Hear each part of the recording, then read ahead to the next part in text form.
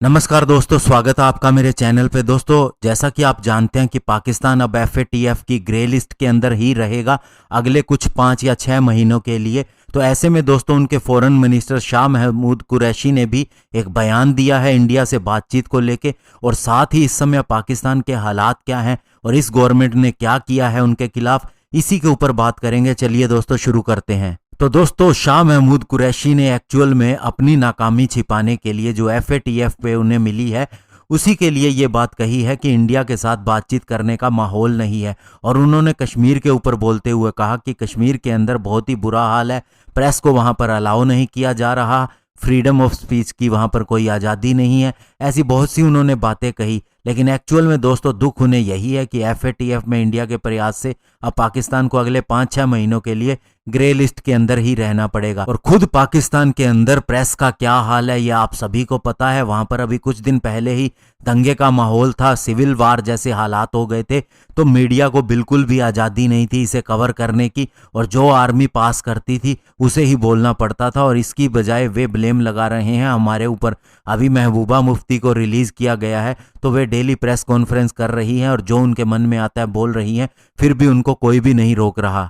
और अभी दोस्तों FATF के अंदर पाकिस्तान की जो हालत हुई है, अब ये पब्लिक को तो बता नहीं सकते कि हमारा एजेंडा फेल हो गया, हमने वहां की एक PR फर्म खरीदी थी, पैसे देके लॉबिंग करवाने की कोशिश की थी, वो भी फेल रही है। तो ऐसे में उनके पास केवल कश्मीर के ऊपर बोलने को रहता है। और इंडिया ने पहले ही कह दिया कि कश्मीर अब ऑफ हो चुका है, अब ये टेबल पे नहीं आएगा, यहाँ जो हमने चाहा था वो कर दिया, अब बात होगी तो POK पे होगी। तो दोस्तों ये सारी चीजें आखिर कैसे हुई हैं और क्या अभी हो रहा है जो पहले नहीं होता था, तो मैं आपको बताना चाहूंगा कि पहले जितनी भी सरकारें रही हैं वे सारी पाकिस्तान के हाथ में खेलती रही हैं। वहां पर टेरर स्टेट से टेरर इंडिया के अंदर आता था और गवर्नमेंट उसको बिल्कुल भी हैंडल करना नहीं जानती थी या करती नहीं थी, तो इससे वे अपने आप को बहुत बड़ा समझने लग गए थे। लेकिन अभी इस गवर्नमेंट ने जो प्रयास किए हैं उस पाकिस्तान अब एक स्टेट स्पॉन्सर ऑफ टेरर के लिए साबित हो चुका है। साथ ही दोस्तों ये बैंकरप्ट भी कभी भी हो सकता है, बहुत ही बुरे हालात हैं।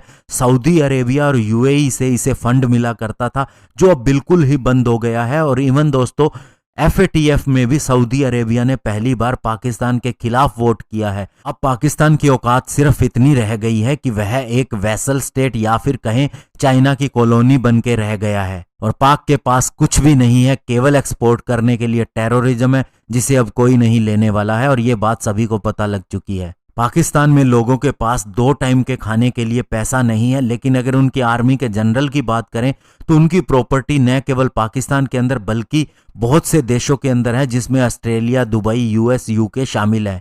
पाकिस्तान पूरी तरह से एक्सपोज हो चुका है। वहां पर चीजों के प्राइस इतने ज्यादा हो गए हैं कि आम इंसान उसे खरीद नहीं सकता। और इसके अलावा पाकिस्तान जो बार बार कहा करता था कि हम न्यूक्लियर वेपन का इस्तेमाल करेंगे, तो वो भी उनका ब्लंडर खत्म हो चुका है जब सर्जिकल स्ट्राइक की इस गवर्नमेंट ने, और इसके अलावा बालाकोट के अंदर जब बॉम्बिंग की। तो दोस्तों ये सारा क्रेडिट अभी प्रेजेंट में नरेंद्र मोदी गवर्नमेंट को जाता है। साथ ही बहुत से लोग थे जो पाकिस्तान के लिए बोला करते थे, ये भी एक्सपोज हो चुके हैं, अब उनके पास भी कोई मोटिव नहीं रहा है। और इससे पहले दोस्तों आप देखते होंगे कि कितने बम विस्फोट और कितने अटैक हुआ करते थे इंडिया के अंदर।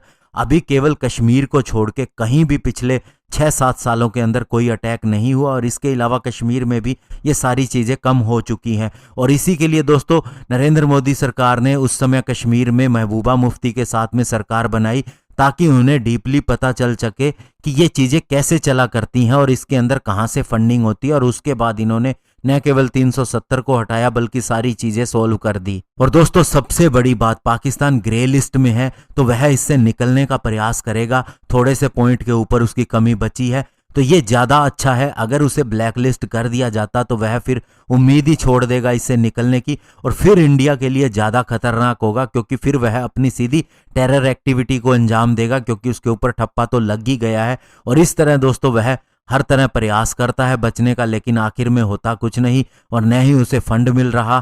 तो ऐसे में ये कंडीशन ज़्यादा अच्छी है कि वह ग्रे लिस्ट के अंदर रहे। और दूसरी बात, इंडियन गवर्नमेंट ने दिखा दिया है कि कैसे हैंडल किया जाता है किसी सिचुएशन को। धन्यवाद, जय हिंद।